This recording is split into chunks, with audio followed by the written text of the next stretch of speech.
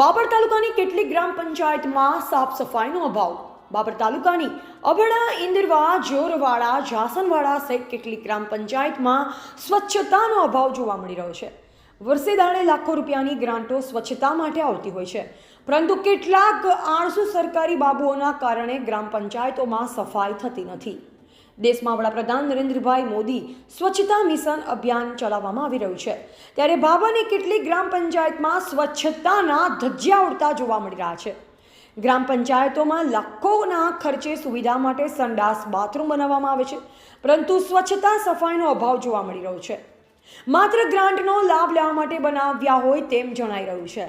પાણીના નળનું કનેક્શન માત્ર શોભાના ગાંઠિયા સમાન કરેલ હોય છે. સંડાસ બનાવી હોય પરંતુ તેમાં પણ સુવિધાનો અભાવ હોય છે. સાફ સફાઈ થતી જ નથી, તો પછી સફાઈની ગ્રાન્ટો સરકારી બાબુઓની મિલીભગતથી કાગળ પર જ વપરાઈ જાય છે કે શું?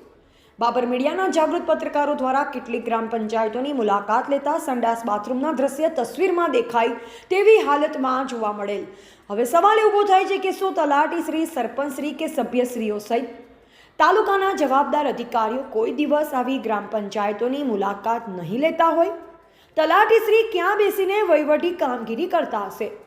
ગાંધીજીના ગુજરાતમાં ગંદકીથી ખદબદથી બાબર તાલુકાની કેટલીક ગ્રામ પંચાયતોની સફાઈ થશે ખરા? અહેવાલ કાંતુભા રાઠોડ, બાબર.